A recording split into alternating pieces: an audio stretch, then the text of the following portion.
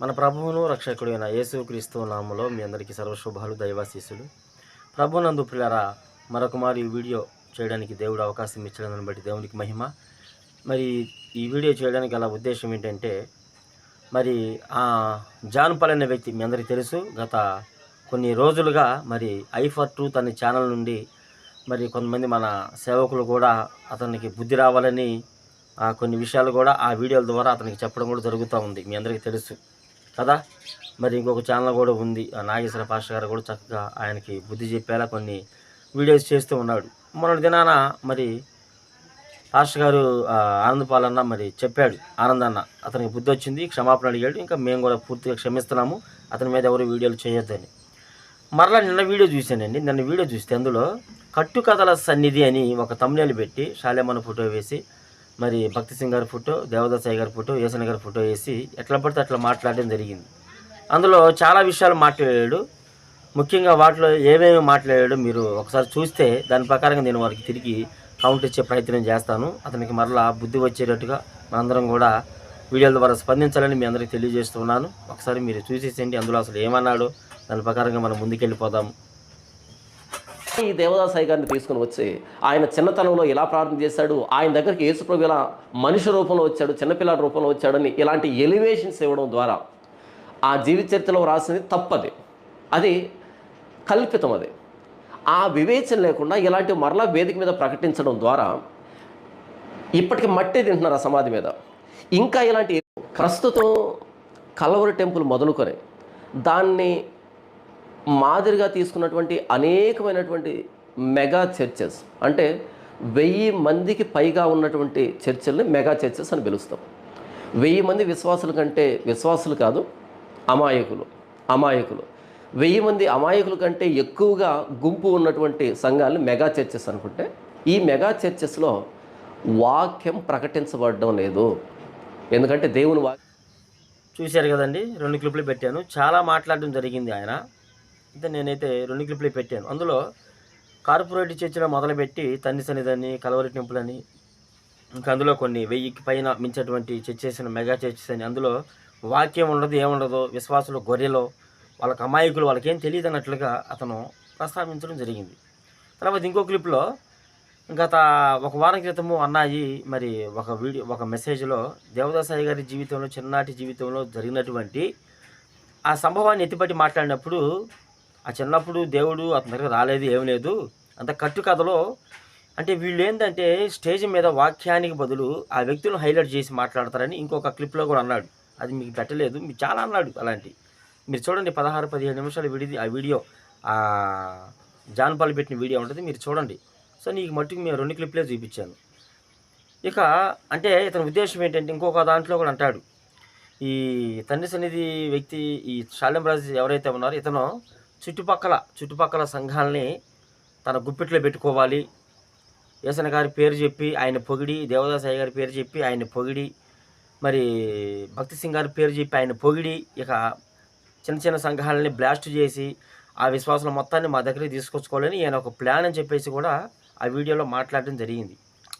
ఆ వీడియో అంతా పెట్టడానికి సాధ్యపడదండి, మీరు చూడండి, అతని ఛానల్లో ఉంటుంది. అయితే చాలా మాట్లాడడం జరిగింది. నేనంటాను, అరే కడప కప్ప, నీకు ఎన్ని మార్లు చెప్పినా నీకు బుద్ధి రాదురా, నీకు బుద్ధి రాదు. నువ్వు నిజంగా సేవకుడు కాదని మాకు ఇప్పుడు స్పష్టంగా అర్థమవుతా ఉంది. నిన్న మొన్నటిదాకంటే సరే ఏదో పోరాటం చేస్తున్నాళ్లే, కరుణాకులతో వాళ్ళతో వెళ్తే డిబేట్లో లైన్లో ఉండాలని మేము అనుకున్నాం, కానీ నిజంగా నువ్వు సేవకుడు కాదని మాకు ఇప్పుడు స్పష్టంగా అర్థమవుతా ఉంది. నువ్వు నిజంగా తోడేళ్ళు క్రూరత్వ స్వభావమే నీది. సంగమా, వీడిని గుర్తుపట్టండి ఎక్కడైనా సరే. వీడి వ్యసనమంతా ఎవరైతే అధికంగా వాడబడుతున్నారో, ఎవరైతే అధికంగా ముందుకెళ్ళిపోతున్నారో సేవలో, ఎవరైతే యూట్యూబ్లో ఎక్కువగా అధికంగా మరి చక్కగా గుర్తింపు పొంది అనేక మంది ఆయన వీడియోలు చూస్తున్నారో, అలాంటి వాళ్ళని టార్గెట్ చేసి హైలైట్ అవ్వాలని ఈ కడప కప్ప చూస్తామన్నాడు, ఈ గొర్రె చర్మం కప్పుకున్నటువంటి వ్యక్తి చూస్తామన్నాడు. నేను పలుమార్లు చెప్పాను, నా వీడియోలో కూడా పలుమార్లు చెప్పాను. చూడు నా వీడియో, జాన్సన్ టీఎస్ నుండి చూడు, అవసరమైతే పలుమార్లు చెప్పాను ఆ వీడియోలో. కట్టుకథలు చెప్పేటట్టేది ఎంతవరకు వస్తారు జనము? 1 నెల వస్తారు, 1 సంవత్సరం వస్తారు. పిట్ట కథలు చెప్పేటట్టయితే ఎంతవరకు వస్తారు జనము? అది ఎదవా, నువ్వు ఆలోచిస్తున్నావా? నువ్వు ఆలోచిస్తున్నావా? కట్టుకథలు సరిగ్గా నువ్వు సరిగ్గా నీకు ఎంతమందో నువ్వు చెప్పలేదు. నీ విశ్వాసాలు ఎంతమందో, నువ్వు ఎంతమందిని అభిషేకించావో. నేను మొన్న కూడా చెప్పాను, నీకు లైఫ్ టైం ఛాలెంజ్ విసురుతున్నా. నీకు దమ్ము ఉంటే, నువ్వు నిజంగా సేవకుడు అయితే చిలకలూరిపేట మా వల్ల నీకు ఎలాంటి నష్టమేమి ఉండదు. నేను ఎవరేమనరు. చిలకలూరిపేట వస్తే నువ్వు ఒకసారి వచ్చి శాలింరాజు గారిని కలు. అక్కడ జరుగుతున్న పరిచర్య చూడు. నువ్వు ఎక్కడో కూర్చొని పిచ్చి పిచ్చి వేషాలు వేస్తా, కారులో కూర్చొని వీడియోలు చేస్తా, ఎక్కడో రూములో కూర్చొని వీడియోలు చేస్తా, లేనిపోయిన అబద్ధాలు వేస్తే నువ్వే నవ్వులు పాలవుతావు తప్పితే ఆయనకు వచ్చే నష్టము ఇసుమంత కూడా లేదు. ఇసుమంత కూడా లేదు నేను చెప్తున్నా. కట్టుకథలు పెట్టకథలు చెబితే జనం రారు. జాన్పాల్, కట్టుకథలు పెట్టకథలు చెబితే జనం రారు. ఇప్పుడు జనం అంతా ఎట్లా ఉన్నారంటే సేవకుల కంటే కూడా విశ్వాసులు ముదిరిపోయారు. ఇప్పుడు ఒక వచనం చెబుతుంటే తర్వాత ఏ మాట వచ్చిందో కూడా విశ్వాసులకు తెలుసు. అలాంటి రోజుల్లో మనం ఉంటే పెట్టకథలు కట్టుకథలు చెబితే జనం వస్తారా? కడుపుకి నేను అనలేక ఏం తింటున్నావో అర్థం చేసుకో.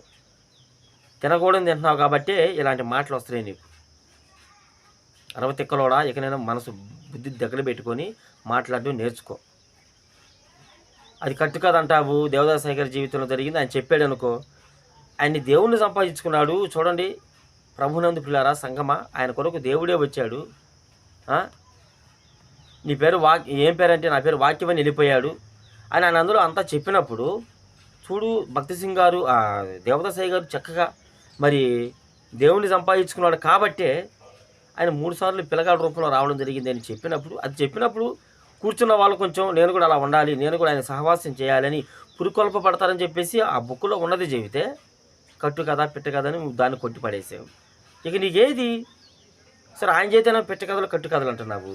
సరే బుక్లో చదివింది చెప్పినా కూడా పెట్ట కథ కట్టు కథ నమ్మకని అంటున్నావు. మరి ఏది ఒరిజినల్గా వాక్యం చెప్పే కాడికి వాక్యం ఎందుకంటారు దాన్ని? బైబిల్ చక్కగా ముందేసుకొని పేపర్లో దిప్పుతా చదువుకుంటే వాక్యం అయిపోయా? నువ్వెంతగా ఒరిజినల్గా నువ్వు వాక్యం చెప్పి ఎంతమందిని కట్టావు? నువ్వు నిరూపిస్తావా? నువ్వు అక్కడికి వెళ్ళి నువ్వు నిరూపించు. ఈ దేవదాస్ రాయ్ గారి జీవితంలో ఈ మాట ఉండకూడదు, దేవుడు అతను దర్శించాడంటే చిన్నప్పుడు ఈ మాట మీరు అనవసరంగా రాసుకున్నారు, ఇది పెట్ట కదా కట్టు కదా అని వాళ్ళ దగ్గరికి వెళ్ళి చెప్పగలుగుతావా? మూతి పళ్ళు రాళ్ళగొట్టి పంపిస్తారు. నువ్వు దమ్ముంటి వెళ్ళి చెప్పు అక్కడికి వెళ్ళి.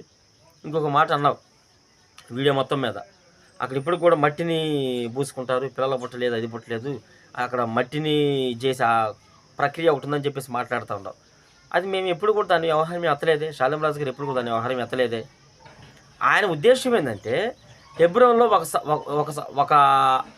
ఒక తరగతి నేర్చుకోవచ్చు, యేసన్న గారి దగ్గర ఒక తరగతి నేర్చుకోవచ్చు, అర్థమవుతుందా? దేవదాస్ గారి దగ్గర ఒక తరగతి నేర్చుకోవచ్చు. అంటే తరగతి అంటే ఏంటి?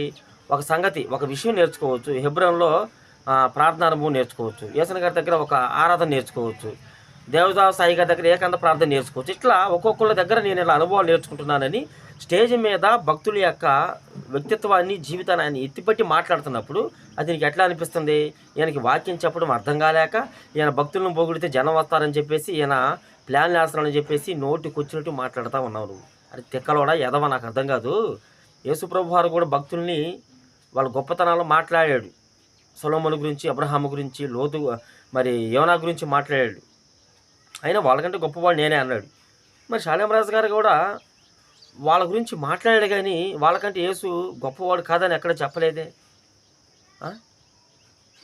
అయ్యా వాళ్ళు భక్తులు ఇలా ఉన్నారు, మీరు వాళ్ళని చూసి నేర్చుకోండి, నేను వాళ్ళని ఫాలో అవుతున్నాను, ముందు యేసుని ఫాలో అవుతున్నాను, నా యేసుని ఆరాధించే భక్తులు అంటే నాకు చాలా ఇష్టము, మీరు కూడా ఈ భక్తులాగా మనం ఉండాలని చెప్పినప్పుడు తప్ప అది? వాక్యం చెప్పడం నీకు రాదు, సువార్త చెప్పడం నీకు రాదు, అర్థమవుతుందా? సంఘాన్ని కట్టడం నీకు చేత కాదు. ఈ విధంగా నువ్వు నిజంగా విశ్వాసులు అన్నట్టు నిజంగా నీ తోక వంకరే. నువ్వు నిజంగా కుక్క బుద్ధే నీది. నీకు ఎప్పటికీ మారు మనసు రాదు. నీ మనసు వాత వేయబట్టే మనసాక్షి నీది. కాబట్టి ప్రభునందు పిల్లారా, ఈ వ్యక్తిని సహించొద్దు, ఈ వ్యక్తి కొరకు ప్రార్థన చేయండి. మనం చెప్పాను కదా, అయితే మారు మనసు లేకపోతే ఇంకొకటి అన్నమాట. అదేంటో మీకు తెలుస్తుంది. అయితే మారు మనసు లేకపోతే ఇంకొకటి. సో ఇతని విషయంలో మీరు కొంచెం కేర్ తీసుకొని ఇతని గురించి ఎక్కువగా ప్రార్థన చేయండి. వాడబడుతున్న సేవకులు అంటే ఇతనికి ఎలర్జీ, ఇతనికి అస్సలు పడదు. ఇతను చెప్పేవాడికి సపోర్ట్ చేయడు. కాబట్టి ఇతని విషయంలో మీరు ప్రార్థన చేయండి. ఇంకా వాడబడుతున్న సేవకుల విషయంలో కూడా మీరు ప్రార్థన చేసి ఇంకా శాలింరాజు గారికి ఇంకా మీరు ప్రార్థన సహకారం అందిస్తారని కూడా మీ అందరి ప్రేమపూర్వకంగా తెలియజేస్తూ ఈ వీడియో నేను ముగిస్తూ ఉన్నా. మీ అందరికీ యేసుక్రీస్తు నామములో హృదయపూర్వక వందనాలు.